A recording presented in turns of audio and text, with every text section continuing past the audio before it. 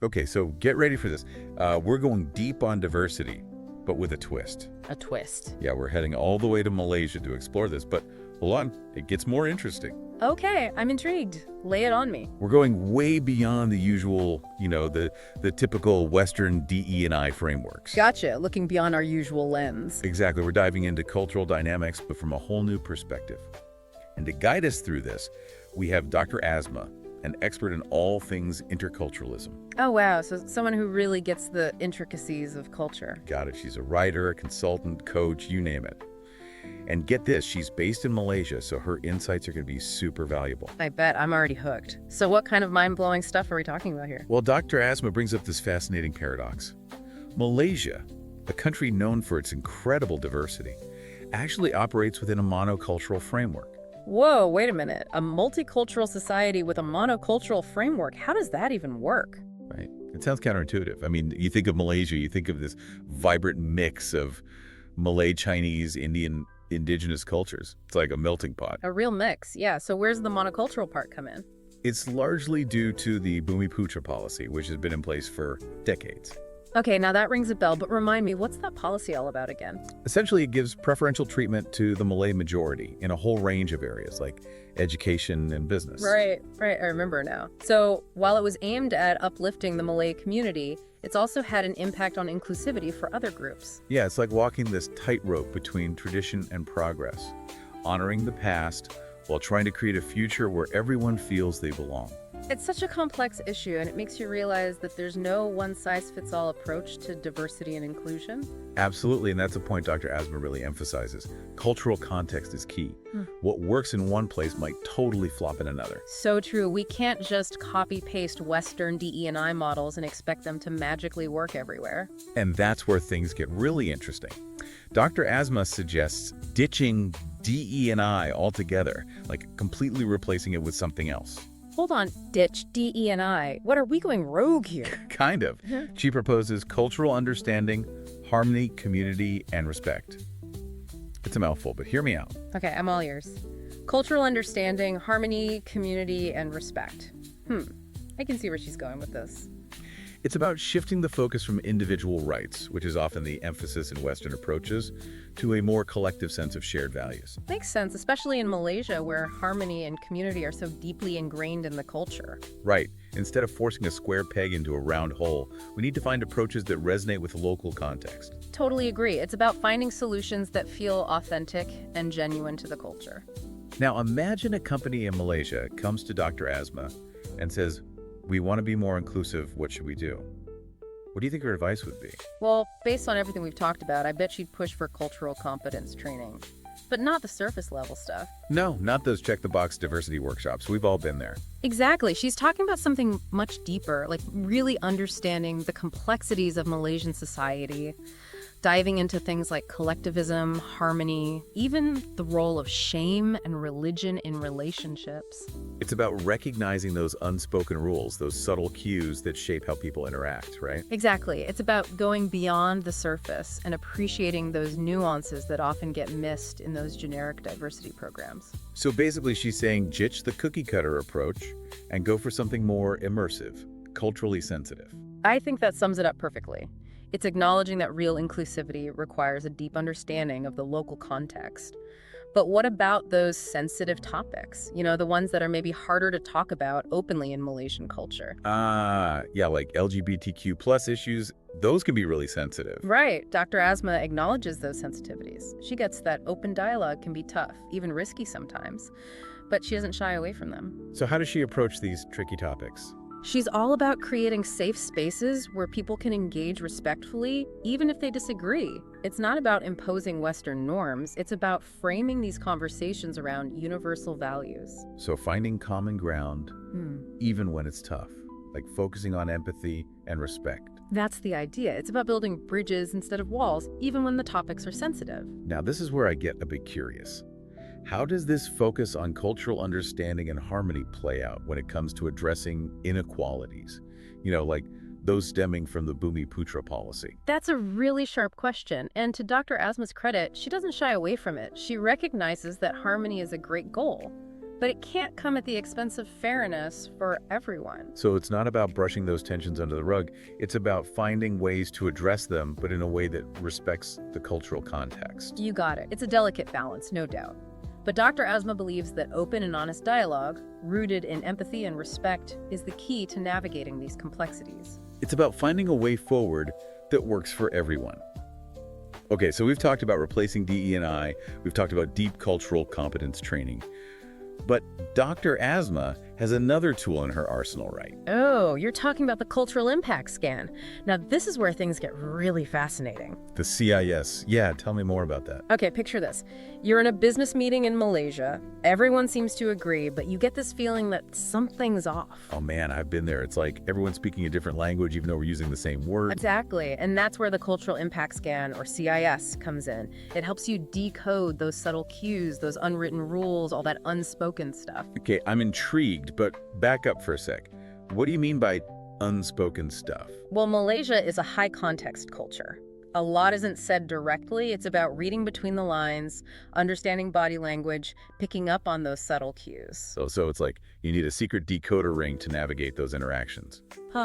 It's not quite that simple, but the CIS helps you become more aware of those hidden dimensions of communication, especially in a workplace with people from diverse backgrounds. There's like a cultural awareness tool that helps prevent those awkward misunderstandings, those communication clashes. You got it. It helps you avoid unintentionally offending someone or missing crucial information just because you're not tuned into those subtle cultural cues. I love it. It's practical, it's insightful, and it addresses those real challenges of intercultural communication. And here's the best part. The CIS isn't just about highlighting differences, it's about appreciating the strengths and perspectives that each culture brings to the table. We've covered a lot of ground here, reframing diversity, deep cultural competence, even decoding cultural cues. But before we go any further, I'm curious, what's the one thing that's really stuck with you from Dr. Asma's work?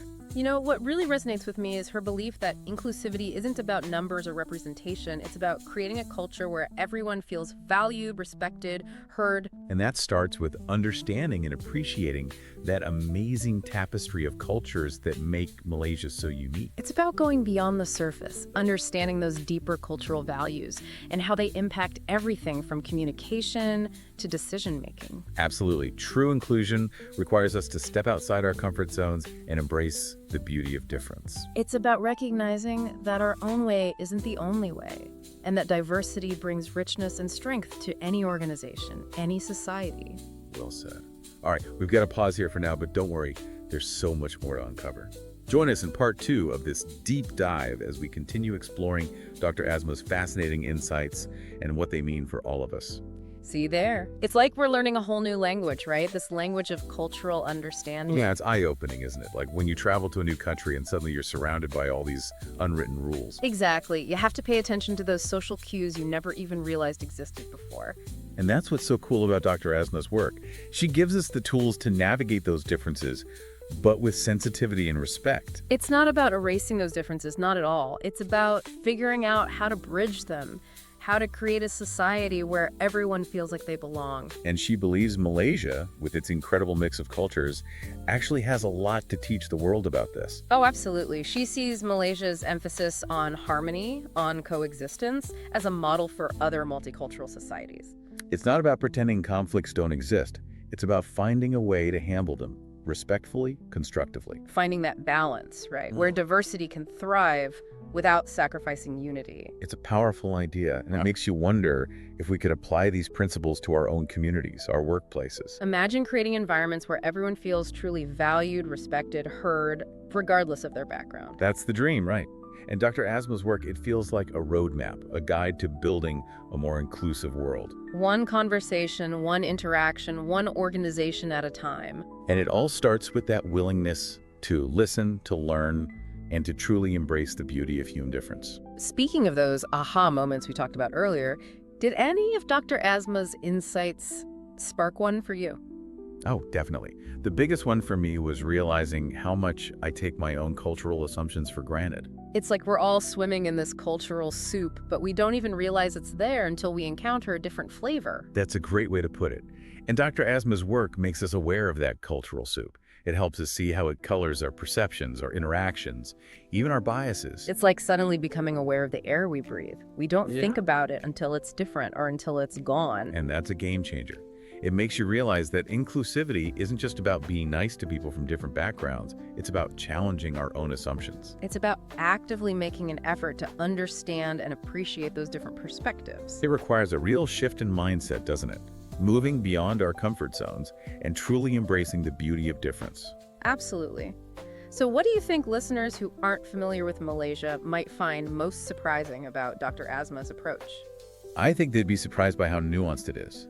It's not just about taking those Western DE&I models and plopping them down in a different context. It's about recognizing that cultural context matters, that inclusivity has to resonate with local values and beliefs. It's like tailoring a suit.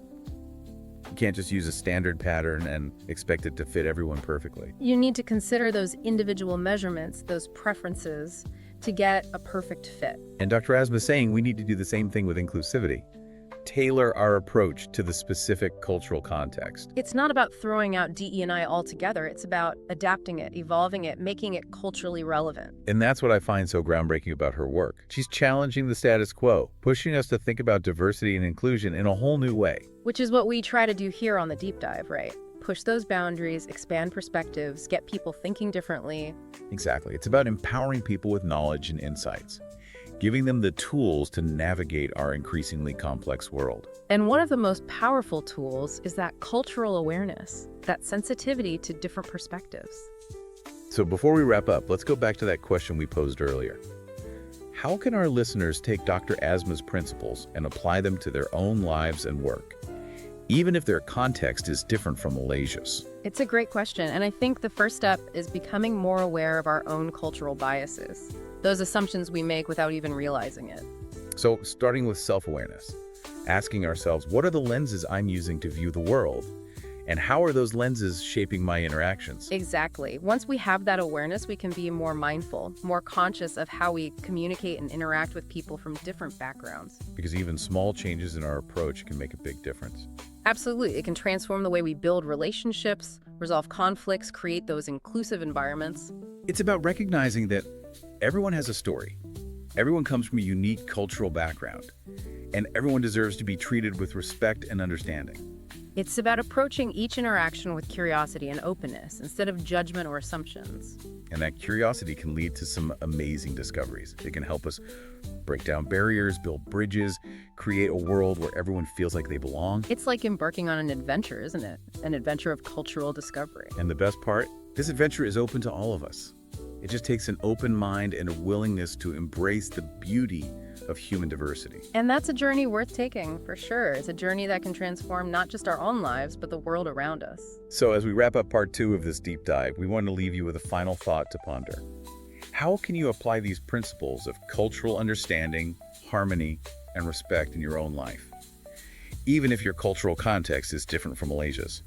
It's a question that encourages us to reflect on our own experiences, our own biases, and our role in creating a more inclusive world. And that's a question that has the power to spark real change. But we'll leave that for you to ponder.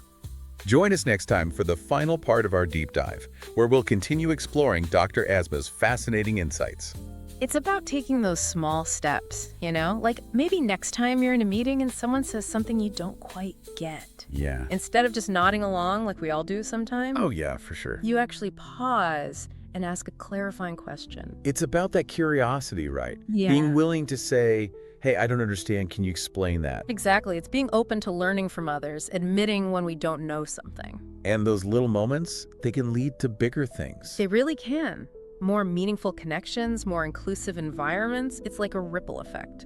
And it starts with each of us making that effort. So to everyone listening, keep diving deep, keep those minds open, and keep embracing the beauty of our interconnected world. It's been amazing exploring these ideas with you. And hey, if you're feeling inspired and want to learn more, we've got links to Dr. Asma's work and other resources in the show notes. Yeah, definitely check those out. Her insights are so valuable, especially as we navigate this increasingly diverse world. A huge thank you to all of you for joining us on this deep dive into diversity and inclusion Malaysian style. Until next time, keep those conversations going, keep challenging those assumptions. And remember, inclusivity isn't a destination, it's a journey we're all on together.